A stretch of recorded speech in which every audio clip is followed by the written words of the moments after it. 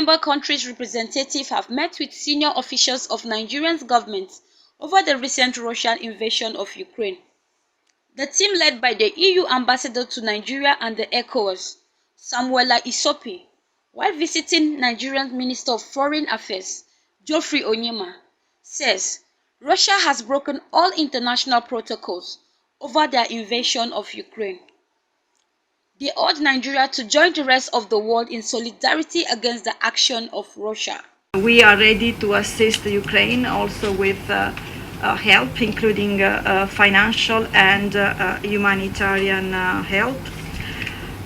You may have followed also the reactions and the declarations of the Secretary General of the United Nations that clearly also condemned this serious breach of the UN Charter and asked Russia to stop the attack and withdraw from Ukraine. He also made clear that this is a global crisis that affects every UN member state, and every UN member state should stand up and actually condemn the act by the Russian military. The European Union, together with other like-minded partners and transatlantic partners, have deployed, altogether we have deployed unprecedented efforts to try to find a diplomatic solution to this security crisis, but then Russia did not reciprocate and did not respond to these efforts. That's why we call on the international community and on all our partner countries to ask, to demand from Russia the immediate end of this aggression. We also ask our partner countries to publicly condemn what's happening in Ukraine and to voice also the support, to voice your support as partner country to the founding principles of the international law and to the founding principles of the United Nations. We also call on our partner countries to not to follow Russia's decision to recognize the two oblasts, the two regions that they have recognized. And in case, should Russia try to install a puppet regime in Kiev, we ask our partner countries not to recognize its legitimacy, because if we accept what's happening, then there will be a Pandora box, and this will pave the way also for any other breach to this international rules-based order. The European Union has adopted with the member states unprecedented sanctions following the action by the Russian military. There were sanctions adopted already this week on the 23rd, sanctions actually targeting a certain number of individuals that are responsible, that have participated in the decisions that was made to invade Ukraine.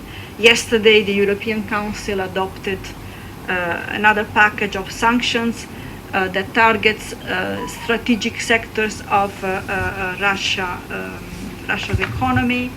I can maybe just very briefly outline for your information the main sanctions that have been adopted. So the package targets strategic sectors, as I said, of the Russian economy by blocking Russia's access to technologies and markets that are key for the country. Russian assets in the European Union will be frozen, and the access of Russian banks to European financial markets will be stopped. The European Union also, as I said, has responded with other sanctions which target those in the Russian State Duma who voted for the violation of the international law and of the territorial integrity of Ukraine. We target also decision makers that are responsible for the threatening of Ukraine's territorial integrity and individuals and entities financially or materially supporting them. Other targets include the most senior military commanders or other individuals, including the Minister of Defense of Russia. And we also target economic relations between the two non-government controlled regions of Ukraine and the EU to ensure that those responsible clearly feel the economic consequences of their illegal and aggressive actions. The European Union also is targeting banks that are financing Russian decision makers and other operations in those territories. Finally, we also target the ability of the Russian state and government to access the EU's capital and financial markets and services. On Monday, President Putin has justified Russian actions with historical grievances dating back from over 100 years, denying Ukrainian sovereignty and the very identity of its people by unilaterally recognizing the self-proclaimed People's Republics of Donetsk and Luhansk. Russia has brought the joint diplomatic efforts of the international community to an abrupt standstill. The decision of Russia to recognize these independent entities and to send Russian troops in Ukraine is illegal and unacceptable. It violates international law, Ukraine's territorial integrity and sovereignty, and Russia's own international commitments. This war of Russia's choosing shatters the foundations of the UN Charter. If such actions are tolerated, no UN member state will be sure that its borders and its very existence will not be called into question tomorrow. Russia does not even pretend to act within the framework of the Charter.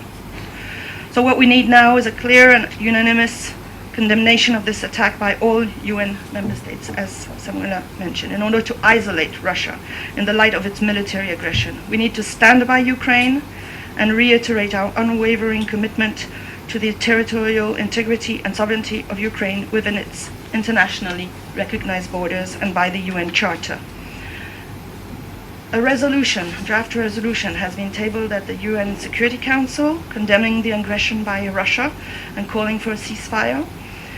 This resolution has been open to co-sponsorship. It is most likely, of course, that there will be a Russian veto. So we will go to the General Assembly and we'll hope for the largest support to this resolution. We have 5,500 Nigerians living in Ukraine. A lot of them are students and others, and we have a close relationship with them. But even if it were not Ukraine, the principle of aggression, over diplomacy and dialogue, is one that we do not and cannot condone. I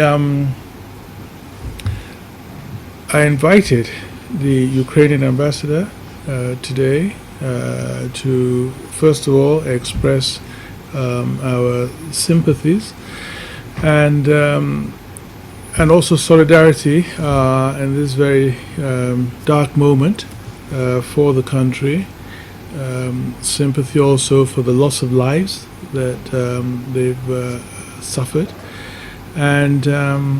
and of course discussing with them on our concerns also, not just for the Ukrainian peoples and all those living in Ukraine, but also for Nigerian nationals who are in the Ukraine, and a lot of whom are very keen to be evacuated.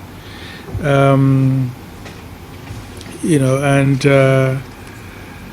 I also invited the Russian ambassador, communicated to the ambassador the shock of the Nigerian government that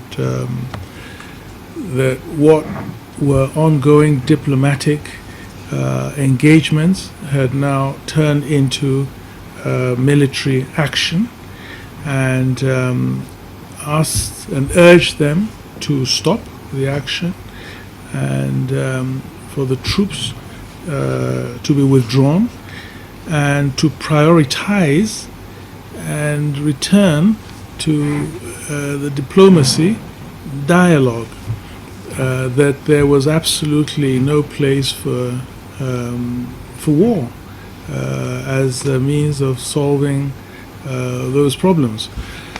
And our great concern too, and alerted them to the fact that in addition to innocent Ukrainian citizens, that there are foreigners also in the Ukraine, including 5,500 Nigerians, and that we urge and expect that the civilian areas would under no circumstances be targeted.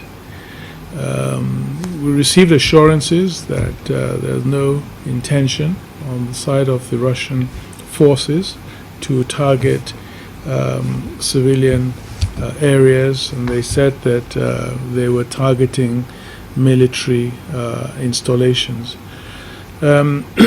We, as part of the global community, also believe that this matter should also be dealt with within the forum of the United Nations.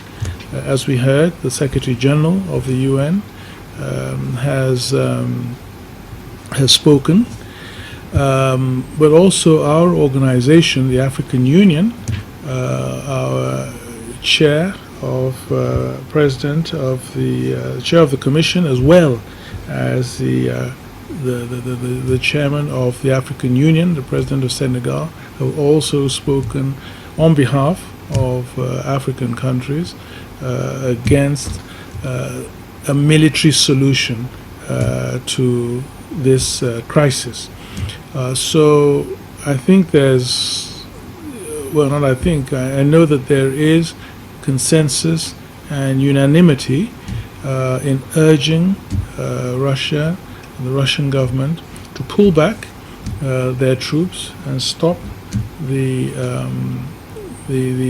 aggression, and and minimize human loss of life. So that is the position of the Nigerian government.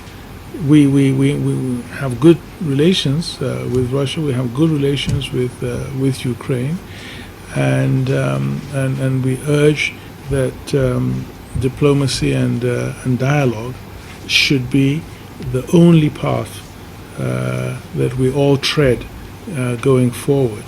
So it's we all have the obligation as member states of the United Nations to all act in concert to try as best as we can to stop this very tragic and, to our minds, unnecessary conflict. Everybody receives equal treatment, and I can assure you that I have reports that already some Nigerian nationals have indeed crossed the border to Poland. They have 15 days to leave the country or to find other provisions for themselves. Everything has been communicated to your embassy in Warsaw, and Nigerian nationals have crossed the border along with other African nationals. So everybody receives equal treatment, I can assure you of that. Even invalid documents allow people to pass. COVID protocols have been lifted. So please, if you can give me the details of those persons who claim that they have been turned back, their passport numbers. Here I have charts that I'm unable to share with you, but we have every citizen listed, every single person. So if you give me the details, passport number, name, surname, and date of birth, I can check that for you, please. Good. So I assure you that we are taking every possible step.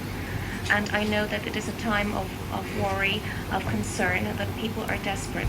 But Poland is taking every step possible. We have centers where people will be fed and accommodated. There are also numerous citizens who are organizing their own apartments, houses, anything to help those who are crossing the border.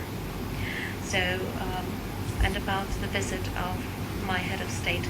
In this situation, I cannot assure you that he will in fact leave Poland to visit in this situation. Thank you.